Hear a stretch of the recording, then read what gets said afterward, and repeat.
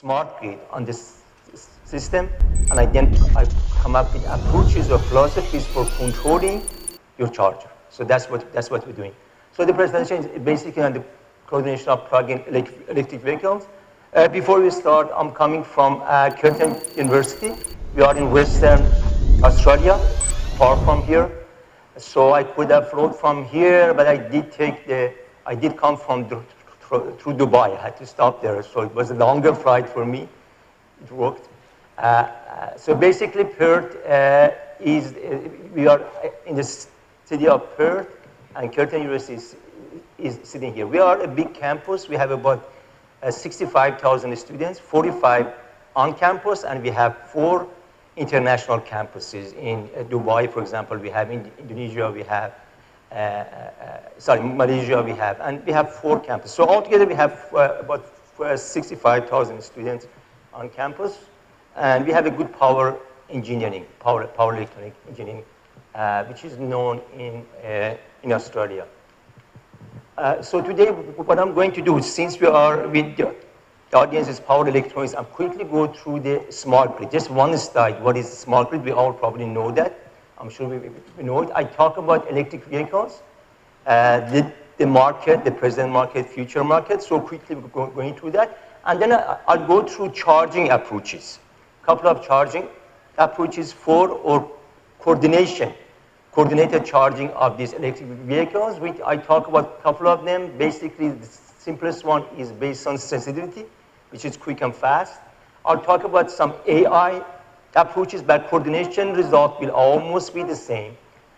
Then I talk about coordination considering customer satisfaction. I'll tell you what we mean about that, and then we talk about hybrid online, offline, and I finish it with impact of vehicles on unbalanced system, because systems are usually unbalanced. These chargers are going on the feeder, residential feeders, which are not balanced, and then I go through some research directions. So quickly, smart grid, as we all know, is transformation from a conventional centralized producer control network to a less centralized and more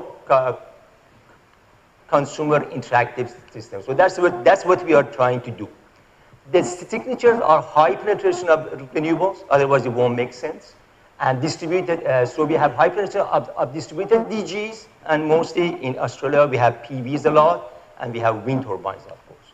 And then we have, of course, smart appliances, controllers, and meters. So today I'm basically looking at the plug-in electric vehicles as one of the new loads that are coming, and then also wind and PV a bit. So I also look at those and the impact of them on PVs.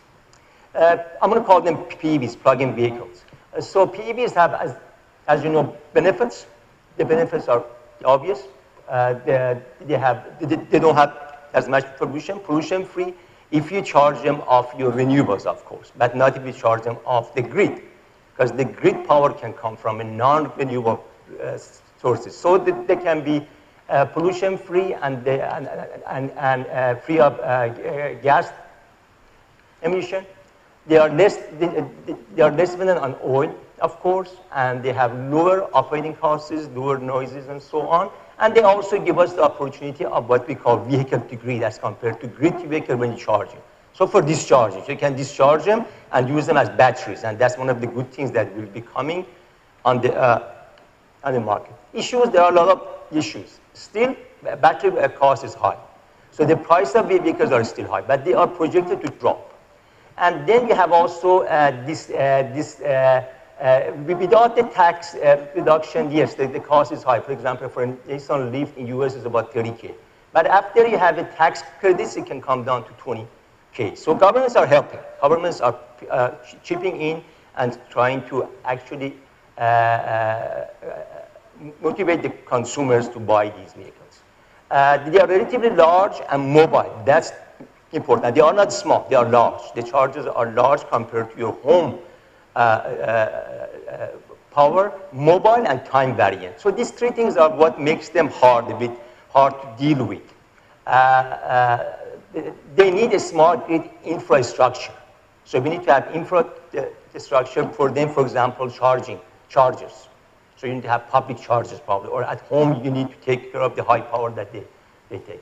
And eventually they can cause overloading of transformers and feeders. That's one of the issues we have. They have power quality issues, in particular voltage profile. The voltage profile and the unbalanced voltage. And if the charger is injecting harmonics, you can also have harmonic issues, total harmonic distortion. So these are the issues we have. What we need is charge-discharge coordination, and the last thing that makes it hard is we need to have customer satisfaction. So customer expectations are going high, and we need to deal with that. So these are some of the benefits and restrictions we have. The market is pretty new. So the present market is only 7 years old. It's going to 8 years. So the whole thing started in December 2010 with the launch of Nissan Leaf and GE Volt. So these two came out, and but the market picked up. It was the market of PV was only 0.4% in 2014, up to 0.6, and 2016 was about 0.9, 0.86. So the market is going up. At the end of 2016, we had 60 models of PEVs and light vehicles and vans out in the market. So they are in the market. The global sale reached 2 million, which was a good benchmark. And this 2 million, basically Nissan was taking, but Tesla came in. And Tesla is a newcomer that is taking the market, and now they're coming up with vans and trucks and all of these vehicles. China is leading in electrification, and they have about 2 million two-wheels, 3 to 4 million low-speed EVs, and 300K of electric buses. They are really pushing it. And this is my presentation, my references are listed down here. So all the references are down here, and you will get a copy of this if you wish to have it. So basically, this is what's happening between different countries. So this is the present market. The projected market is interesting. It was really interesting to actually look at these numbers. So they anticipating about 9 to 20 million of EVs in 2020. And these are different studies they have done. It's not one study, different studies they have done. And they're anticipating up to 40 to 70 million EVs by 2025. Some countries like China are stopping the conventional vehicle. They're going to all EV vehicles. So they're pushing that. So they're stopping the conventional combustion engine vehicles, and they're going to all EVs. They're doing that. However, we have to understand that the EV market largely is influenced by the policy, by the government. In different countries, it will be different. So this is where we're going. Quickly, the charging, the PV charging the strategies. We have charging. We have what we call random or uncoordinated charging. You come in at home, you plug in your vehicle, it charges. So that's called random. It's quick, easy. Customer satisfaction is 100%, but it has issues too. So the advantage is easy. It does not require coordination. It does not require grid infrastructures as far as the customer is concerned. And EVs are charged immediately. This is the important one. It guarantees full vehicle charging, full customer satisfaction, which we cannot do sometimes when we coordinate them. Disadvantage, the thing is the increase in the peak load demand. The peak load demand goes up. So transformer overloading, feeder overloading, that's one of the things we have. Increases losses and generation costs. But in the evenings, everybody comes in and you need to generate more power, and that's bad. So you need to do some shaving, basically load shaving. And it causes voltage drop and voltage imbalances. These are particularly when you go to home charging, which is what they have been doing so far. Home charging, that's what they've been doing. And these are the references that I use. What I'm going to do, I'm going to compare different charging coordination approaches. So I need a grid to work with. What I have selected here, and we did this in 2011, is we took the Article 31 bus system, 23K, and we added residential feeders here. These are WA residential feeders. And in the residential feeder, we added 19 residential feeders. And the feeders we are randomly putting vehicles in there, because you don't know where these vehicles are. So we randomly put in the vehicles. We look at the price. We have to consider the price. If you want to To have a charging approach, we need to have a variable price. So we're looking at the variable price, and this is the price we're using in Australia. Obviously, the price is higher during the evening time when people come in, and at night it drops. So this is the price, the price I'm using. One approach we came up with, which is easy for coordination, is we divide the customers into 3 groups. So we have priority. One group is we call the red people, red zone people. These are high priority people. They pay high price, and they want the vehicle to be charged as quickly as possible. So they will be charged in the red zone. As soon as they come in, their vehicle will be charged before 9 p.m. They can go out. But they pay higher prices, obviously. One is the blue or medium priority customers, where they come in, they pay the price. They don't want to have a very cheap price, but they are willing to pay moderate prices, and they want the vehicles to be charged by, like, for example, 12 p.m. And then we have the green customers, where they want inexpensive charging. They're looking for overnight charging. So we did that, and we divided. And then when we have a random vehicles coming, we have randomly selected blue, green, and red zone customers. These are randomly plugging in. So every time I run the coordination, I give it a different answer, because these are all random. So this is what we have. Penetration is from 16% to 63%. That's the number of vehicles per house. So you have a lot of vehicles coming in this figure, or you have only a few of them coming. Okay? So this is random charging. I'm showing you the results of random charging. This is the daily load curve, the normal daily load curve, transformer loading without any vehicles. And it's sitting about 0.8 per unit. It's going in terms of percentage peak load. And of course, at night is low, during daytime is high. So this is a typical major residential feeder daily load curve loading that we have. Now, if you have all vehicles coming in during red zone, which is usually the case, people coming from 6 p.m. to about 9 p.m. in Australia is like this. They come in, they plug in their vehicles. This is what's going to happen. The maximum load will go up. The system will collapse. If we get lucky and people come a bit later during the blue zone, which could be possible, spread them out between 6 p.m. to 12 p.m., then still we get overloading. Even if we have people coming overnight later on, we still get overloading. So this is the problem that we have, the overloading of the system. That's what we're trying to deal with. One approach is, of course, to motivate them to charge overnight, and that's what we're going to do, by motivating people or forcing them to charge overnight. And that's what the coordination is all about. And this is the impact on the voltage, of course. When you have high loading, the voltage drops. And these are the worst feeders on that 449 bus system which I showed you. That network, smart grid network, was 449 nodes. So we get situations where we have the voltage drops from the limit of 0.9. I assume the voltage regulation is plus and minus 10%. From 0.9 be dropping here, of course it drops, and of course we also have losses. Losses go up, system becomes costly. So that's random charging, which we don't want, of course. Okay? So the charging approaches that people are working on.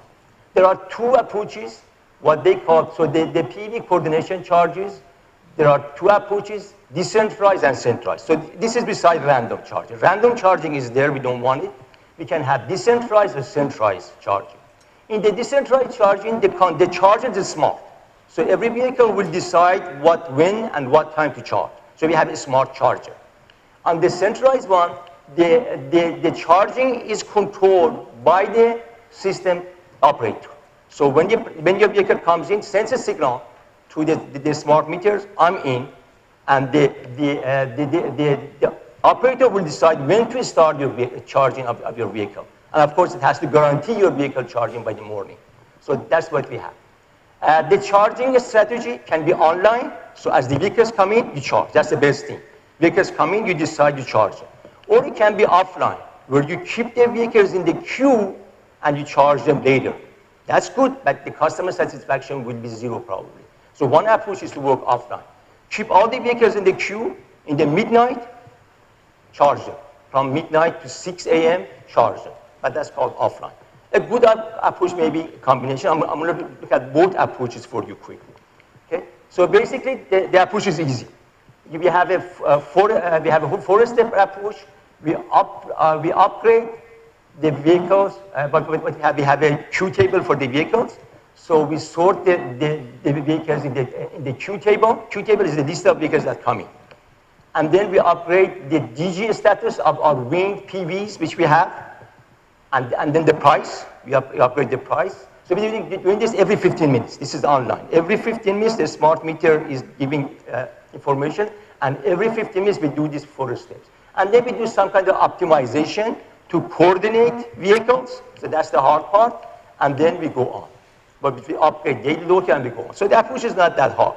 This optimization can be done using different AI optimization, sensitivity, PSO, GA. People look at different approaches here to make it more accurate and faster.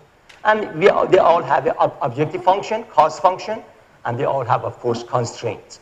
So that's what we have. The objective function is cost function, cost of losses, cost of generation.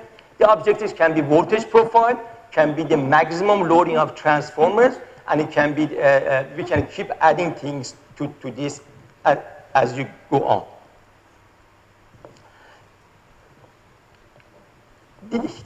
Here is the comparison between random charging and coordinated charging using sensitivity.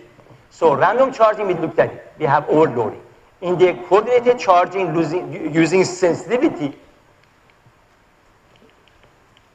sorry, I need to go back. Using sensitivity, which we look at the sensitivity of cost with respect to PEV location.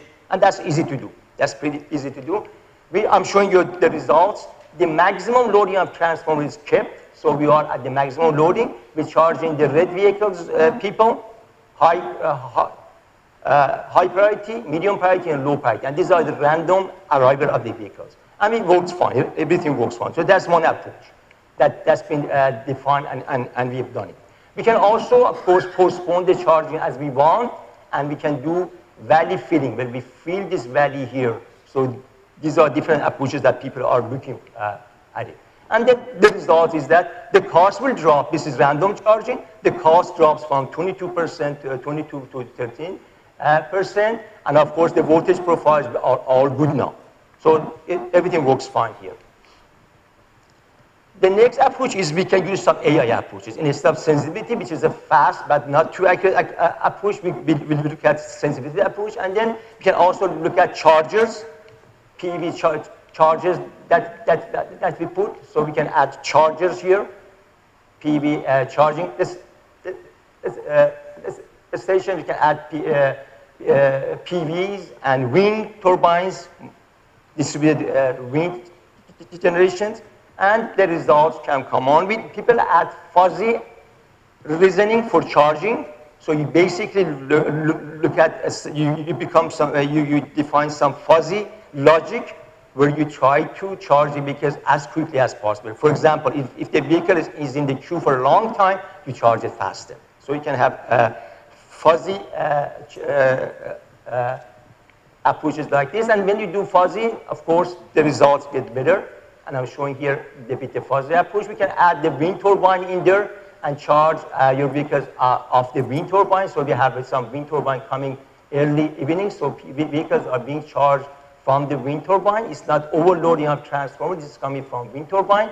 And you can charge during daytime to your PV. So you can have different approaches to charge. And it all works okay. And this shows your the impact of wind penetration on the loading of the transformer. Of course, the more wind that you have, the less loading on the transformer that you have. And that's the whole idea of charging vehicles of these wind turbines. Here I'm showing the comparison between different approaches. All approaches work. So here I'm showing different approaches. People use GA, fuzzy GA, discrete PSO, different approaches, and the result is pretty much the same. Yes, the cost will improve. We have more benefits, less expensive. At the end of the day, they all work fine, and people are working on these different approaches. For example, this shows the random plugging of the vehicles and different approaches where the vehicles are being charged. Okay, so this is what we have done, and the results we can compare, and it gets better and better as you improve your coordination approach. But the problem gets hard if you bring in the customer satisfaction in the picture. And that's what people are looking for. Because in the future, people want customer satisfaction. For example, you say, I want to plug in my vehicle at this time with the SOC, instead of charge of the battery of 20%, I want to be charged by 2 hours. Within the 2 hours, I want to be charged. So you have a preferred SOC out and the time that your vehicle is charged. This is called customer satisfaction. So customers come in, they are willing to pay the price, but they have the restriction. They say, we want to have our vehicle charged, let's say 80% by 8 p.m. That's called customer satisfaction. Things get harder. So the objective function gets harder. The constraints will have to have customer satisfaction constraint, and things get a bit more complicated. Nevertheless, the approach is the same. The optimization is getting a bit harder. And this shows the results of this simulation with customer satisfaction. I want to go to the next slide here, where I look at the customer satisfaction on different figures. So I can go on different figures and look at the customer satisfaction. We're looking at the constant rate charging and variable rate charging. When you want to consider customer satisfaction, you need to go to variable charging, variable rate charging. If a customer wants to be charged, the vehicle to be charged within 1 hour, we have to go to fast charging. So now we should look at the variable charging, and things get a bit harder. So here I'm comparing the customer satisfaction on different figures. 100% is 100% customer satisfaction using variable charging and fixed charging. For example, in this figure, I could not satisfy the customer. This is a bad figure. In some of the figures, I could satisfy 100%. When I have fixed charging, my satisfaction is not as good. When I have variable charging, so the people who I cannot satisfy, if this figure is asking for 100% charging by 8 p.m., some of the customers I cannot satisfy, I have to pay penalty. And the penalty comes into my cost function. So it has to be considered into the cost function. So these are different approaches that people are using. So these were online approaches. Vehicles come in, you charge them. The next approach is to combine the online and offline. Maybe that works better, and that will work to your benefit. So what we do, we define online time zone and offline time zone. The high priority customers will be charged quickly during the online. So if I have 1 million people, let's say, 1 million vehicles coming up with the high priority, I charge them first. And I keep the other vehicles, the blue and the green zone customers, low priority overnight. And I charge it overnight. The question, the tough time is, where is this T optimal? There's an optimal time where does you switch from online to offline. Do I charge the vehicles from 6 p.m. to 11 p.m. or 6 p.m. to 1 p.m.? So this time that is the borderline between online and offline has to be calculated using optimization. And it changes every night. Tonight, maybe I have a lot of high priority customers. My T offline will be 12 p.m. Tomorrow night, I only have a few of them. I can charge offline as quickly as possible. So this is one of the approaches that we have proposed, and it's working. This is the algorithm. I'm not going to go through this. I'm going to leave some time out for questions maybe. And I know this is the last presentation, and you are probably getting tired, but I will be within my time limit, of course. Okay, so this is the approach. I'm not going to go through it. If there are questions, we'll go through it, but the approach is really easy. It's not that complicated.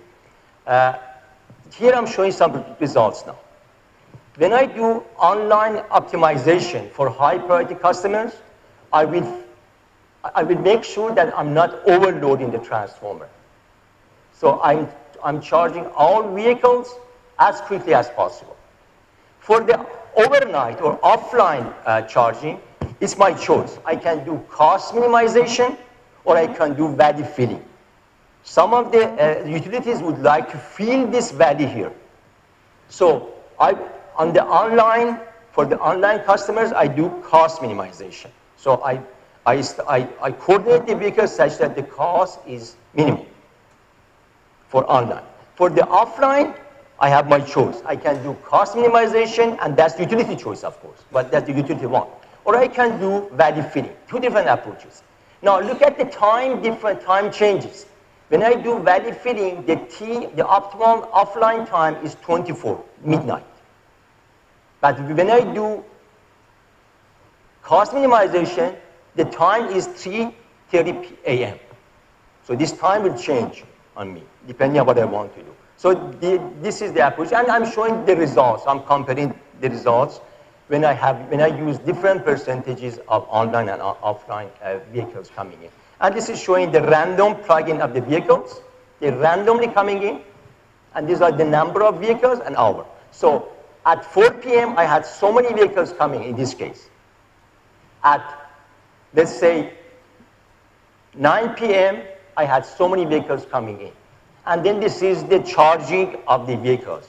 And red zone, high priority customers are charged as quickly as possible. Low priorities are coming next. The next thing I want to talk about, and that's the last approach, is to look at some actual cases where the feeder is unbalanced. So usually the charging is done at houses. At the houses, the feeders, the residential feeders are unbalanced. This is a case where we have a 47-node system. This was the Perth Solar City trial we had in WA.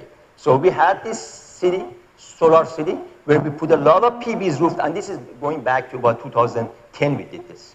So we have a high penetration of rooftop PVs on this network, and we were studying it and measuring it for 5 years. What is the impact of PVs on high penetration of PVs on the residential network, unbalanced network? So this is the network. So what we did, we put PVs on this. So this system has PV and PVs. And then we look at the impact of our coordination on this actual residential feeder. The feeder is actual, the data is actual, but my PV is simulation, because we don't have electric vehicles on these houses. So I'm using the actual feeder, the actual rooftop PVs, but I'm adding the PVs through simulations. This is the three-phase, the measured three-phase system. As you can see, it's unbalanced. The red, the black, red, and green are the three phases. So the system is unbalanced to start with. And then what we do, now we define the objective function. My objective function here is to minimize the unbalanced voltage factor. So I want to see if I can use my PV, my charging, such that I can make the system balanced. Because the moment you have rooftop PVs, one of the issues with rooftop PVs, as you know, is that the system becomes imbalanced. So I'm trying to compensate the imbalance caused by PV through my charging, which I can do. So the objective function is minimizing the unbalanced voltage factor. And the constraints will be the voltage constraints, of course. And of course, I'm going to also keep the unbalanced voltage factor below some limit. And I'll show you some results on now what's happening. So these are the results. Uncoordinated charging, when I have uncoordinated charging, and this is for phase B. If you look at phase, and these are different feeders. Different colors show different feeders. So as you can see, when I do unbalanced, uncoordinated PV charging, I get some voltage issues here. My voltage issues could cause here. So I show you the different feeders, for example, here. And then I go ahead and coordinate, and this is my unbalanced voltage factor uncoordinated, and this is all feeders at 24 hours. This is doing coordination online for 24 hours. So if I do random charging, these are the unbalanced voltage factors at different feeders. And as you can see, at 8 p.m., I have some issues where my unbalanced voltage factor goes to 0.8.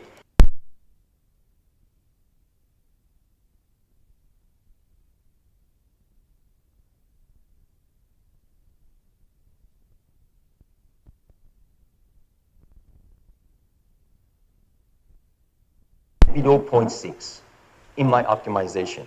So when I was doing optimization, I set this to 0.6%. So I'm keeping my unbalanced voltage factor below 0.6%, but it's up to me what I want to do. And this is showing the unbalanced voltage factor during the 24 hours with no PVs, uncoordinated PVs, and GA. In this case, I did a GA online coordination. And as you can see, for example, unbalanced voltage factor is so high here, I'm bringing it down below 0.4 in this case. So it works. We can use the vehicles to actually compensate the unbalance of the PVs. But the key point is the plug-in vehicles have to be available. This is random charging. So they're randomly coming in. So maybe tonight I can compensate, but tomorrow night I might not be able to do as well because I don't know how many vehicles are coming in. The vehicles are coming in random. Okay, some research directions, what I think will happen. I think EVs are coming. That's at least my conclusion. Some people agree, some people don't agree, but EVs are coming, at least in some countries. Some of the countries are pushing for EVs and they're coming. Some European countries are doing, China is doing. Australia is lagging a bit, so that's what's happening, depending on the populations you have, of course. Okay? So the key is to charge them because of your renewables. If you use the grid again to charge your vehicles, so what have you used? You are still using the old approach where you are not using renewables, you're charging your vehicles off the grid. So the trick is to push charging during daytime. So I think the future will be, you have two, there's more, I just put two of them here. Improving the EV charging coordination and strategy, we still have to work on that. We're still far away from it. The market is new. We've been working on this for only 7 years now. So we need to still improve that. And the other thing is we need to go through public EV charging and discharge options and facilities. We need to encourage people not to charge at home, go and charge through the public facilities that you will provide for them. And the public facilities, I'm listing what they are here. The key is to give them inexpensive charging. So if they charge at home, it's more expensive than if you come out. And then charge your vehicles, public charging of your renewables if you can. So in doing this, in improving the EV charging coordination and strategies, I think decentralized PEV charging, considering grid constraints, should be done. So if you are designing your smart chargers for EVs, you should design smart chargers where they have a look at the grid constraints. For example, you can sample the voltage based on the voltage of your point of common coupling at home, at your charger. You can adjust your charging strategy. Or you could maybe look at the frequency, different approaches people look at. So the charging, the chargers that you make, decentralized charging works fine. There's no need for centralized charging, complications of these optimizations, but the charger has to be smart and look at the grid too. We can look at distributed central charging, where we have millions of vehicles, we have different areas. So we have different microgrids, where the microgrids in the vehicles in microgrid 1, 2, and 3 are charged separately. So we break the number of the vehicles. It's easier to coordinate them. We can have fleet vehicle charging and discharging. People are still working on it. And then we need to characterize the EV charging load. The data is not there. We don't have real data, so we need to characterize and measure this EV charge. In terms of public charging, encourage consumers to shift from home charging, which is off the grid, to public charging, which is hopefully off renewables. That's what we need to do. Inexpensive PV-assisted street charging or wind-assisted parking lot charging. We can look at that. DC fast charging. DCFC is coming. US has it. So we need to go through DCFC fast charging networks, such as the US DCFC network, which has over 4,000 stations in US cities. And we also have European DCFC coming in, and they're installing in 400 stations. Volkswagen is doing this, as some of the manufacturers are doing this. We need to look at the traffic-based dynamic wireless charging. I think wireless charging will be the debate to go in the future. We need to work on it, and you guys, as power electronics people, have already started that. So on the wireless charging, we need to have traffic-based dynamic charging. So wireless charging is, as you know, is when you have chargers in the highways. So it's wireless in the highways. The question is now, optimal location, optimal sizes. How many highways, what's the size? They're also looking at wireless charging in the intersections, at the lights. So when you are in the red light, your vehicle is being charged. So again, the question is, besides the technology for the power electronic and for the charging, is optimal locations, optimal sizes of this charging. And it comes to cost analysis. Is it what size and where? If it's in the city of, let's say, Perth, how many stations do I need in the intersections? How many chargers? And will it be beneficial? So we need to do some cost analysis. And we have started working on these issues already. Okay, thank you very much.